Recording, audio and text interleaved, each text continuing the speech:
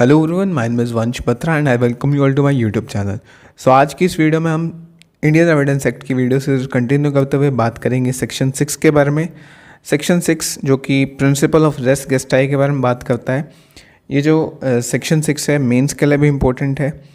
तो आइए चलिए स्टार्ट करते हैं वीडियो बिना किसी देरी के। इम्पोर्टेंट सेक्शन है जो ये सेक्शन 6 है। इस वीडियो में हम हर एक इसका इम्पोर्टेंट एस्पेक्ट जो है डिस्कस करेंगे। आइए चलिए स्टार्ट करते हैं इसकी बेयर एक्ट लैंग्वेज से। तो बेयर एक्ट क्या कह रहा है? सेक्शन 6 का बेयर एक्ट कहता है relevancy of act forming part of same transaction. तो ये बेयर एक्ट कह रहा है कि उन फैक्ट्स की रेलेवेंसी जो कि सेम ट्रांजैक्शन का पार्ट फॉर्म कर रहे हैं। ओके, सो ये कह रहा है फैक्ट विच दो नॉट इन इशू, जो फैक्ट इशू में नहीं है पर वो कनेक्टेड है फैक्ट इन इशू से इस तरीके से कि वो सेम ट्रांजैक्शन का पार्ट फॉर्म कर रहे हैं, वो रेलेवेंट होंगे।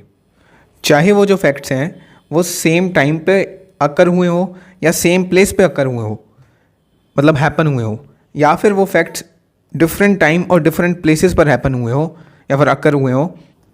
अगर वो फैक्ट्स फैक्ट इन इशू से इस तरीके से कनेक्टेड है कि वो सेम ट्रांजैक्शन का पार्ट फॉर्म कर रहे हैं तो वो रेलेवेंट होंगे। तो ये जो बेयर एक्ट है इसका एक एक वर्ड हम अच्छे से डिस्कस करने वाले हैं। पहले एक इलस्ट्रेशन देख लेते हैं जो बेयर एक्ट के साथ ही है। सो इलस्ट्रेशन क्या कह रहा है? A is accused of murder of B by beating him. A पर आरोप लगा है, A is accused of this, कि ए ने बी को पीटा है एंड उसको पीट कर उसने बी का मर्डर किया है। अब ए का जब ट्रायल चलेगा उसमें एक फैक्ट इन इशू होगा कि क्या जो ए ने बी को पीटा है उसी से बी की जान गई है या फिर नहीं। ये फैक्ट इन इशू हो गया, ये यहाँ पर फैक्ट इन इशू होगा।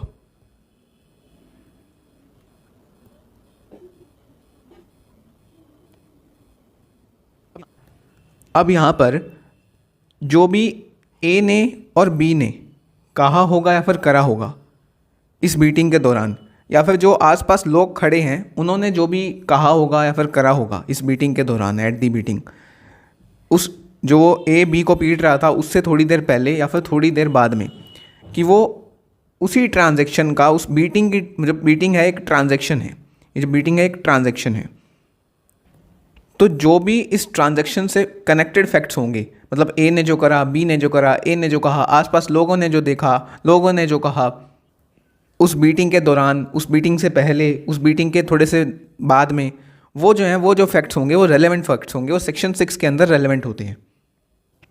ये फैक्ट्स क्यों रेलेवेंट होंगे? कि जो ए ने करा होगा, बी ने करा होगा, ए ने कहा होगा, आसपास लोगों ने कहा होगा उस बीटिंग के दौरान, उस बीटिंग से पहले, ये जो फैक्ट्स हैं ये इस ट्रांजैक्शन का, बीटिंग के ट्रांजैक्शन का पार्ट फॉर्म कर रहे हैं। They are connected. ये जो बीटिंग है ये एक फैक्ट है या फिर ये एक ट्रांजैक्शन है। इससे जो कनेक्टेड फैक्ट्स होंगे जो इसका पार्ट फॉर्म करेंगे वो जो है रेलेवेंट होंगे। सेक्शन 6 उन फैक्ट्स को रेलेवेंट डिक्लेयर करता है। सो मैं होप करता हूँ यहाँ पर आपको बेसिक समझ आया होगा। अभी हम डीप में नहीं गए हैं, आगे एक एक पॉइंट हम एक एक वर्ड इस बेयर एक्ट का डिस्कस करेंगे। अभी मैं होप करता हूँ आपको बेसिक समझ आ गया होगा कि क्या इस सेक्शन में रेलेवेंट होते हैं, कौन से फैक्ट्स इस सेक्शन में रेलेवेंट होते हैं। देखिए, इस जो सेक्शन 6 है इसका बेसिस क्या है? जो भी फैक्ट होगा वो दूसरे फैक्ट का पार्ट जरूर होगा, एंड कोई भी फैक्ट जो है वो दूसरे फैक्ट से अनकनेक्टेड नहीं हो सकता। कोई भी एक फैक्ट कहीं पर भी होगा ना, उससे कनेक्टेड बहुत सारे फैक्ट्स होते हैं। तो सेक्शन 6 कहता है जो फैक्ट्स फैक्ट इन इशू से कनेक्टेड फैक्ट्स होंगे ना, एंड वो इस तरीके से कनेक्टेड होंगे कि वो सेम ट्रांजैक्शन का पार्ट फॉर्म करेंगे, वो जो है रेलेवेंट होंगे। अब ये सेम ट्रांजैक्शन का मतलब क्या होता है ये देखते हैं हम। सेम ट्रांजैक्शन, देखिए ट्रांजैक्शन की डेफिनेशन स्टेफन ने दी है।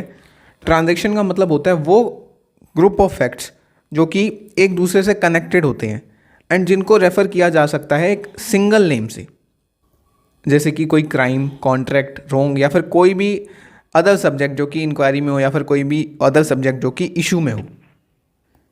अब ये डेफिनेशन तभी समझ आने वाली है जब ये इलस्ट्रेशन आप देखेंगे। पहले हम ये इलस्ट्रेशन डिस्कस करते हैं। तो एक पर्सन है ए की इंटेंशन है कि वो रॉबरी कमिट करना चाहता है एक बैंक में, ठीक है, वो चोरी करना चाहता है बैंक में। तो ए क्या करता है, ए बोरो करता है इसके लिए एक बाइक, बाइक के साथ साथ वो वेपन भी बोरो करता है यहाँ पर, एंड वेपन, ठीक है। कुछ हथियार बाइक बोरो कर लेता है इसके लिए जो ए है, और कुछ हथियार खरीद लेता है। वो बाइक पे बैंक पहुँचता है और साथ में उसके पास वेपन्स भी होते हैं, हथियार भी होते हैं। जैसे ही वो बैंक में पहुँचता है वहाँ पे लोग चिल्लाने लग जाते हैं, बैंक के अंदर जो लोग होते हैं वो शाउट करने लग जाते हैं, एंड उनकी शाउटिंग जो है आसपास के जो लोग, बैंक के आसपास जो लोग होंगे, कुछ दुकानें होंगी आसपास जो लोग जा रहे होंगे, वो अंदर जो लोग जो चिल्लाते हैं उनकी आवाज़ बाहर वाले लोग भी सुनते हैं। ए जो है अंदर कहता है जाकर बैंक में कि अगर मेरे को पैसा नहीं दिया गया तो मैं सबको गोली मार दूंगा। उसके बाद उसको पैसा मिलता है, A got the money and he escaped. यहाँ पर उसको पैसा मिलता है और वो फरार हो जाता है, भाग जाता है वहाँ से, बैंक से। तो यहाँ पर जब ये उसने पैसा लिया और वो भाग गया, यहाँ पर उसने रॉबरी कमिट कर ली, he has committed robbery, okay. तो यहाँ पर क्या है, हम एक ग्राफ के जरिए समझते हैं, एक चार्ट के जरिए समझते हैं। यहाँ पर एक ही इंटेंशन हुई, यहाँ पर एक ही इंटेंशन है कि वो रॉबरी कमिट करेगा, उसको कुछ पैसे चाहिए थे एंड वो रॉबरी कमिट करेगा बैंक में। एंड यहाँ आगे जाकर यहाँ पर उसने रॉबरी कमिट कर ली। अब जो ये रॉबरी कमिट की है यहाँ पर ए ने, यहाँ पर आगे उसने रॉबरी कमिट कर ली। इट इज़ ए ट्रांजेक्शन, ये एक ट्रांजेक्शन हुआ है। A has done a transaction robbery and he will be tried for same. उसका यहाँ पर ट्रायल चलेगा, ए ने जो रॉबरी करी है उसके लिए उसका ट्रायल चलेगा कोर्ट में। तो अब उसने एक ट्रांजेक्शन करा है, that is robbery. Facts which form the part of transaction are connected will be relevant. तो जो ये रॉबरी एक ट्रांजेक्शन है, इससे जो कनेक्टेड फैक्ट्स होंगे जो इसी ट्रांजेक्शन का पार्ट फॉर्म कर रहे हैं वो रेलेवेंट होंगे। अब रॉबरी से पहले कुछ फैक्ट्स हुए हैं ना, कि यहाँ पर उसकी इंटेंशन थी, यहाँ पर उसने बाइक बोरो की है, यहाँ पर उसने कुछ वेपन्स बोरो किए होंगे, यहाँ पर वो बाइक पर पहुँचा है बैंक में, यहाँ पर उसने कुछ स्टेटमेंट करी है बैंक में आके कि मुझे पैसे दो नहीं तो मैं तुमको शूट कर दूंगा। अब यहाँ पर उसकी इंटेंशन बनी है, यहाँ इस पॉइंट पर उसकी इंटेंशन बनी है, इंटेंट टू कमिट रॉबरी। अब इंटेंशन कब बनती है किसी पर्सन की, या तो उसके पास पैसे नहीं होंगे, जब उसके पास ए के पास पैसे नहीं होंगे तभी तो उसकी इंटेंशन बनेगी रॉबरी करने की बैंक में। यहाँ पर एक ऐसी स्टेज है जहाँ पर उसके पास बिल्कुल भी पैसे नहीं है।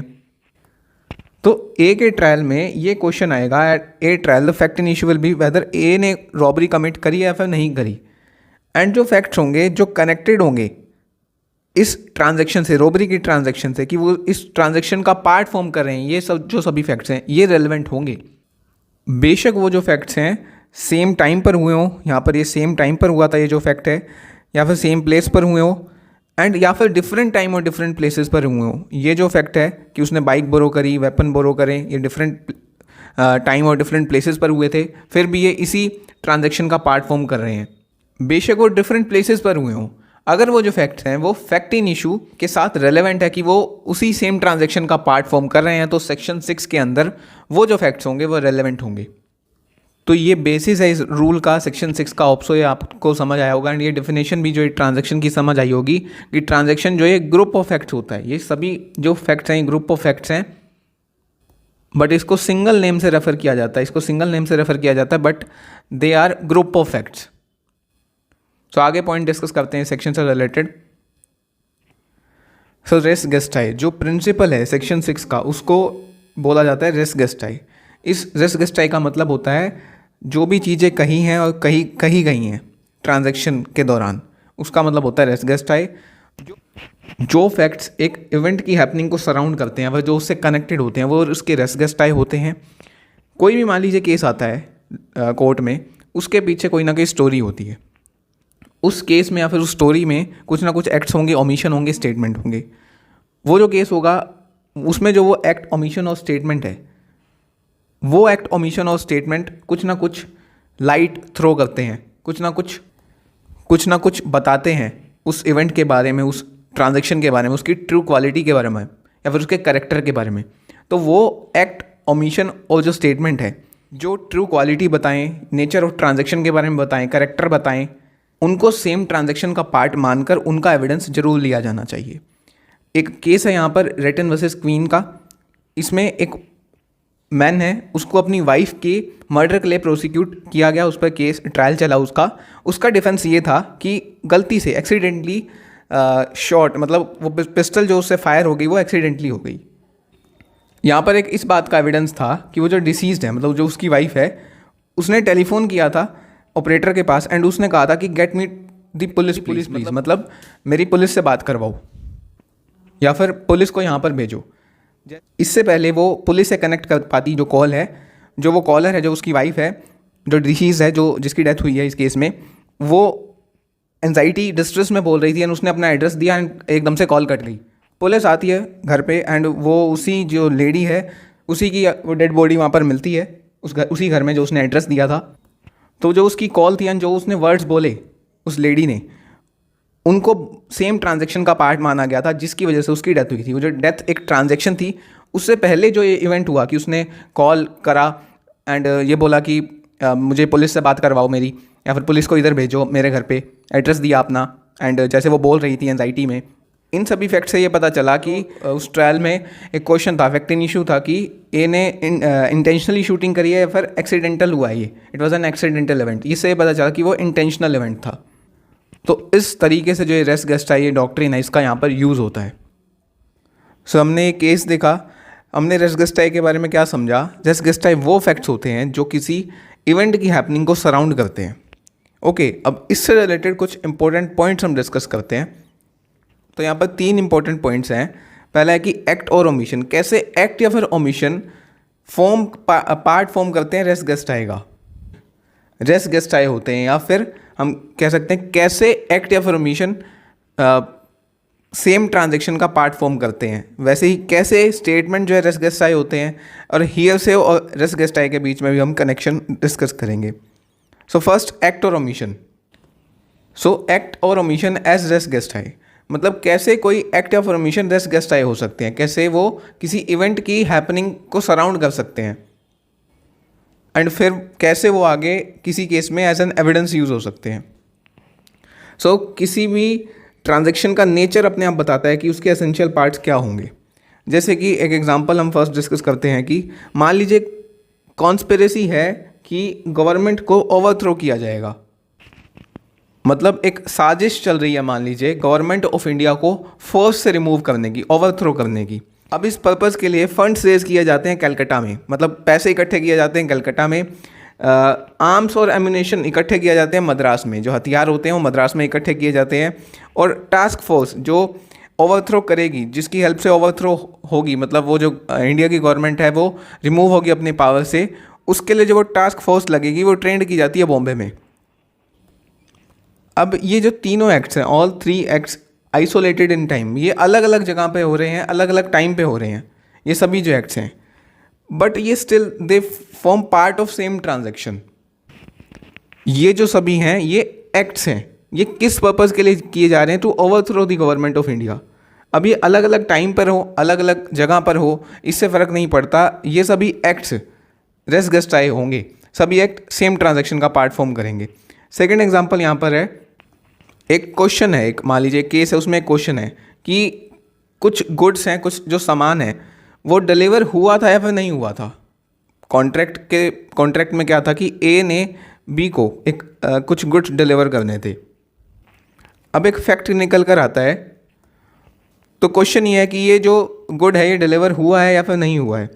तो एक यहाँ पर एक फैक्ट निकल कर आता है कि वो जो सामान है वो सेवरल इंटरमीडियरीज को डिलीवर हुआ था। इंटरमीडियरीज मतलब एजेंट्स, मतलब जब डिलीवरी का प्रोसेस चल रहा था, in the process of ultimate delivery it was delivered to several intermediaries. बीच में कई एजेंट्स हैं, मतलब यहाँ से यहाँ सामान जा रहा है, मुंबई से अगर दिल्ली जा रहा है तो यहाँ वो रुका, एक बार यहाँ रुका, इस एजेंट को डिलीवर हुआ, इसको भी डिलीवर हुआ। तो ये जो सभी सक्सेसिव डिलीवरीज हैं कि ये इसको भी डिलीवर हुआ, इसको भी डिलीवर हुआ, इसको भी हुआ, इसको भी हुआ, ये सभी deliveries, each successive delivery being part of the transaction is relevant. Each successive delivery here is relevant. अगर क्वेश्चन आएगा कोर्ट में कल को कि क्या ये जो गुड्स हैं ए से बी को डिलीवर हुए हैं, सेक्शन 6 के अंदर ये सेम ट्रांजैक्शन का पार्ट फॉर्म कर रहा है एंड सेक्शन 6 के अंदर ये जो है रेलेवेंट हो सकता है। नेक्स्ट यहाँ पर इलस्ट्रेशन है, इलस्ट्रेशन सी से जो है इलस्ट्रेशन है, मान लीजिए एक लायबल है किसी लेटर में, if a libel is contained in a letter and वो लेटर पार्ट फॉर्म कर रहा है कॉरस्पॉन्डेंस का। कॉरस्पॉन्डेंस क्या होता है? Correspondence means letters written from one party to another party. अगर मान लीजिए ए है, ए ने बी को यहाँ पर कुछ 1 2 3 4 5 भी 5 लेटर्स भेजे हैं, सो इस पूरे एक्ट को हम कॉरस्पॉन्डेंस बोलेंगे। अब यहाँ पर बी कहता है कि इस लेटर में, इस पर्टिकुलर लेटर में लाइबल कंटेंट है, मतलब बी कहता है कि ए ने इस पर्टिकुलर लेटर में डिफामेटरी स्टेटमेंट लिखी है। सो ये जो लेटर है ना, ये इस कॉरस्पॉन्डेंस का पार्ट फॉर्म कर रहा है। तो ये जो सभी लेटर्स पहले के भेजे हुए हैं या फिर बाद के भी भेजे हुए लेटर्स होंगे ना, वो रेलेवेंट हो जाएंगे सेक्शन 6 के अंदर। If libel is contain in letter forming part of correspondence, the whole correspondence is relevant, because ये जो सभी लेटर्स हैं ना, these are forming part of this letter, so it will be relevant under section 6। और भी जो हमने पीछे रॉबरी का एग्जांपल डिस्कस करा, उसमें उस पर्सन के जो एक्ट्स हैं वो सेम ट्रांजैक्शन का पार्ट फॉर्म करते हैं and they are relevant as res gestae, hence relevant under section 6। तो ये हमने फर्स्ट पॉइंट डिस्कस करा। सेकंड पॉइंट यहाँ पर है स्टेटमेंट से रिलेटेड। तो कहीं पर कुछ इवेंट हुआ है, कहीं पर फैक्टिंग इशू हुआ है, तो उस फैक्टिंग इशू या फिर उस इवेंट के आसपास के जो स्टेटमेंट बोले गए हैं वो कैसे एज रेस गेस्टाई रेलेवेंट हो सकते हैं, हम डिस्कस करते हैं। सो स्टेटमेंट में ऑल्सो एकम्पनी फिजिकल हैपनिंग, स्टेटमेंट के साथ फिजिकल हैपनिंग भी एकम्पनी हो सकती है। एक एग्जांपल है यहाँ पर, मान लीजिए एक पर्सन इंजर्ड हुआ है, एक पर्सन को चोट लगी है, तो अपने आप ही रोना निकल जाता है, he is naturally bound to cry. वो ही में क्राई अंडर दी पेन, वो दर्द में भी रो सकता है एंड रोते रोते वो जो अटैकर है उसके अटैकर का नाम और डिस्क्रिप्शन भी बता सकता है। तो जब वो बता रहा होगा अपने अटैकर का नाम, तो जो उसकी स्टेटमेंट है वो सेक्शन 6 के अंदर रेलेवेंट हो सकती है। It can be relevant in section 6 as res gestae. उसकी स्टेटमेंट सेम ट्रांजैक्शन का पार्ट फॉर्म कर जाएगी वहाँ पर। वैसे ही मान लीजिए कहीं पर एक्सीडेंट हुआ है, मान लीजिए पब्लिक प्लेस पर एक्सीडेंट हुआ है, आसपास के जो लोग हैं, बाई स्टैंडर्स होंगे, वो कुछ ना कुछ कन्वर्सेशन करेंगे इंसिडेंट के बारे में। तो एक क्वेश्चन निकल कर आता है कि जो आसपास के जो लोग हैं, जब वो कन्वर्सेशन करेंगे, आपस में बात करेंगे, उनकी स्टेटमेंट का क्या एक्सटेंट हो सकता है, किस किस की स्टेटमेंट वहाँ पर सेक्शन 6 के अंदर रेलेवेंट हो सकती है कि वो as a part of same transaction हम उसको कह सकते हैं कि वो रेलेवेंट है। इलस्ट्रेशन ए जो है इसी सिचुएशन से डील करता है, जो हमने सबसे पहले इलस्ट्रेशन जो डिस्कस की है, जहाँ पर क्वेश्चन ये था कि ए ने बी को पीट कर उसकी जान ली है या फिर नहीं ली है। सो वहाँ पर भी हमने यही बात डिस्कस की थी कि वट एवर जो भी कहा गया या फिर जो भी करा, जो भी कहा ऑफेंडर ने, डिसीज ने, ठीक है, या फिर बाय स्टैंडर्स ने, उस बीटिंग के दौरान जब एक पर्सन दूसरे पर्सन को पीट रहा है, तो जो भी उस पर्सन ने, जो पीट रहा है उसने कहा, जो पिट रहा है उसने कहा, जो आसपास के लोगों ने कहा उस बीटिंग के दौरान, मतलब पीटने के दौरान, या फिर उस बीटिंग से थोड़ा सा पहले या फिर उस बीटिंग से थोड़ा सा बाद में, कि वो सेम ट्रांजैक्शन का पार्ट फॉर्म कर जाए, वो जो फैक्ट्स होंगे वो रेलेवेंट होंगे। तो यहाँ पर ऐसे जो है स्टेटमेंट जो है रेस गेस्टाई हो सकते हैं किसी भी इवेंट के। यहाँ पर है कि जो भी उन्होंने कहा, ऑफेंडर ने कहा, डिसीज ने कहा, फिर आसपास के जो बाय स्टैंडर्स हैं, लोग हैं, उन्होंने कहा, तो उनकी जो स्टेटमेंट होगी, जिस हद तक वो सेम ट्रांजैक्शन का पार्ट फॉर्म कर रही है, वो रेलेवेंट फैक्ट होंगे। एंड ये कौन डिसाइड करेगा कि वो जो स्टेटमेंट है वो सेम ट्रांजैक्शन का पार्ट फॉर्म कर रही है या फिर नहीं कर रही है? ये कोर्ट डिसाइड करेगी। जब केस कोर्ट में जाएगा उसके बाद कोर्ट वहाँ पर डिसाइड करेगी। तो इस प्रिंसिपल की एप्लीकेशन में जो कोर्ट हैं काफ़ी स्ट्रिक्ट हैं और कॉशियस है, मतलब कि केयरफुल है, क्योंकि स्टेटमेंट जो है ईजिली कॉन्कॉर्टेड हो सकती हैं। कॉन्कॉर्टेड मतलब कि फॉल्सली फैब्रिकेट की जा सकती हैं, कोई फॉल्सली मेडअप की जा सकती हैं। तो एक प्रिंसिपल है कि वो जो स्टेटमेंट होनी चाहिए ना, वो उस इवेंट के जो भी फैक्टिंग इशू है या फिर जो भी वो इवेंट है उससे बिल्कुल पहले कही गई हो या फिर उसके बाद में कही गई हो, या फिर उस इंसिडेंट के या फिर उस इवेंट के या फिर उस फैक्टिंग इशू के साथ में ही कही गई हो, कि वहाँ पर कोई टाइम ही ना बचे कोई नई स्टोरी इंटेंशनली फैब्रिकेट करने का, कोई फॉल्स स्टोरी मेडअप करने का, वहाँ पर कोई टाइम ही ना बचे। तो इस तरीके से जो स्टेटमेंट है सेक्शन 6 में रेलेवेंट हो सकती हैं। आगे कुछ इंपॉर्टेंट केसेस स्टेटमेंट से रिलेटेड वो देखते हैं। सो यहाँ पर केसेस हैं। फर्स्ट केस है यहाँ पर Ratan versus state of Himachal Pradesh 1997 supreme court का यह केस है। यहाँ पर क्या हुआ था, एक पर्सन ने शूट किया था एक वुमन पर, जिसकी वजह से उस वुमन की डेथ हो गई थी। एंड उस शूटिंग के इंसिडेंट से पहले, वे शॉर्टली बिफोर द इंसिडेंट, उस शूटिंग के इंसिडेंट से पहले उसने कहा था, she has claimed that a man was standing near her with a gun, कि एक आदमी खड़ा है उसके साथ में एक गन लेकर, आदमी के हाथ में गन है।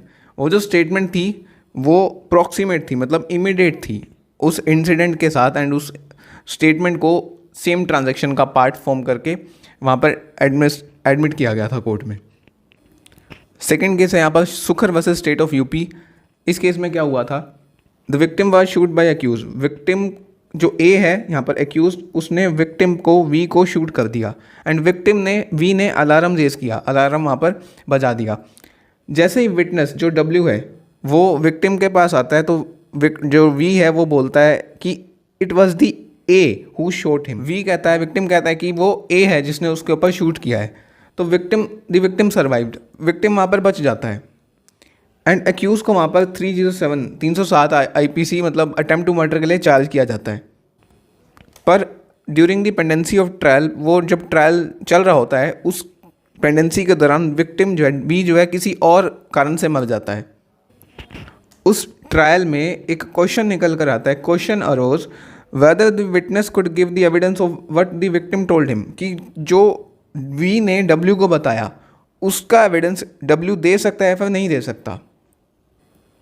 इस केस में कोर्ट ने कहा कि वो जो डब्ल्यू का एविडेंस था वो एडमिसिबल है एज ए रेस गेस्टाई, क्योंकि वो स्टेटमेंट प्रॉक्सीमेट होगा, मतलब इमीडिएट होगा।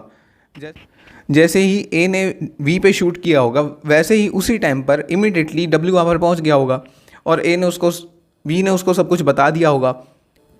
तो जो वी की स्टेटमेंट थी वो उस शूटिंग के इवेंट के ज़्यादा बाद में नहीं थी, सो इसलिए वो सेम ट्रांजैक्शन का पार्ट फॉर्म कर गई। इस केस में कोर्ट ने एक इंपॉर्टेंट पॉइंट यहाँ पर ऑब्जर्व किया था, ये आप ध्यान रखिएगा। Court observe that the statement ought to be admitted as forming part of same transaction must have been made almost contemporaneously with the act or immediately thereafter। वो जो स्टेटमेंट है वो जो उन एक्ट्स के या फिर उस इंसिडेंट के, जो पर्टिकुलर इंसिडेंट है जो फैक्ट इन इशू है उसके ऑलमोस्ट कंटेम्परेनियस होने चाहिए, मतलब साथ में एग्जिस्ट करने चाहिए वो जो स्टेटमेंट है, या फिर वो जो स्टेटमेंट है वो थोड़ी इमीडिएटली देर आफ्टर, मतलब उस इंसिडेंट के उस एक्ट के थोड़ी ही देर बाद बोले गए हों, कि वहाँ पर कोई टाइम बचे ही ना कोई फॉल्स स्टोरी बनाने का या फिर उस स्टेटमेंट को फैब्रिकेट करने का। ऐसा प्रिंसिपल, ऐसी अप्रोच इसलिए है कोर्ट की क्योंकि मान लीजिए किसी पर्सन को, मान लीजिए एक पर्सन ने दूसरे पर्सन को शूट किया, तो जिसको शूट किया गया है वो उसकी स्टेट ऑफ माइंड उस टाइम क्या होती है कि जैसे ही कोई आएगा मैं बताऊंगा ऐसे ऐसे इस पर्सन ने मुझे शूट किया है। बट अगर थोड़ा टाइम हो जाए, 10 मिनट हो जाए, 15 मिनट हो जाए, आधा घंटा हो जाए, तो उस टाइम पर उसकी स्टेट ऑफ माइंड बदल सकती है। जिसको शूट किया गया वो पर्सन, मान लीजिए क्या पता ऐसे भी हो सकता है किसी और का नाम ले दे या फिर और भी वो फॉल्स स्टोरी बना दे जी। तो इसलिए वो जो स्टेटमेंट है वो प्रॉक्सिमेट इन टाइम होने चाहिए। लास्ट यहाँ पर पॉइंट है हियरसे एंड रेस गेस्टाई। हियरसे और रेस गेस्टाई के बीच में क्या कनेक्शन है? हियरसे एविडेंस का मतलब होता है उस पर्सन का स्टेटमेंट जिसने ट्रांजैक्शन को खुद ना देखा हो, who has not seen the happening of transaction, but दूसरों से उसके बारे में सुना हो। मतलब मान लीजिए कहीं पर एक ब्लास्ट हुआ है, इस ब्लास्ट को होते हुए ए ने देखा है और ए ने इस ब्लास्ट के बारे में जाके बी को बता दिया, तो ए ने खुद देखा इस ब्लास्ट के बारे में, तो बी इस ब्लास्ट का एविडेंस नहीं दे सकता है बिकॉज उसने वो खुद होते हुए नहीं देखा है, बट उसने ए से उसको सुना है। तो हियर से एविडेंस जनरली एडमिट नहीं होते हैं, बट जो रेस गेस्टाई है वो एक एक्सेप्शन है प्रिंसिपल ऑफ हियर से का। इससे रिलेटेड एक केस है आर वर्सेस फोस्टर। इस केस में प्रिजनर को चार्ज किया गया था मैनस्लॉटर के लिए कि उसने एक पर्सन को किल किया है उसके ऊपर से गाड़ी चढ़ाकर। एक जो डब्ल्यू है विटनेस है इस केस में, उसने एक व्हीकल को बहुत ही ज़्यादा तेज़ स्पीड पर जाते देखा, बट उसने एक्सीडेंट नहीं देखा था। जैसे ही उसने स्पीड पे से जाते देखा साइड में से एक गाड़ी को, उसके थोड़ी देर बाद ही इमीडिएटली आफ्टर उसने विक्टिम की आवाज़ सुनी एंड विक्टिम से पूछा कि क्या हुआ है, what is the matter, and victim ने उसको सारा जो है कॉज ऑफ इंजरी बताया, deceased and made a statement as to cause of injury. Victim इस केस में मर चुका है, तभी उसको deceased as a deceased refer किया जा रहा है। डिसीज़ ने बताया कि क्या है उसकी इंजरी का कॉज, कि एक गाड़ी उसके ऊपर से चढ़ गई। कोर्ट ने यहाँ पर हेल्ड किया कि जो डिसीज़ ने कहा उस टाइम पर उसके एक्सीडेंट से कॉज से रिलेटेड वो एडमिसिबल है।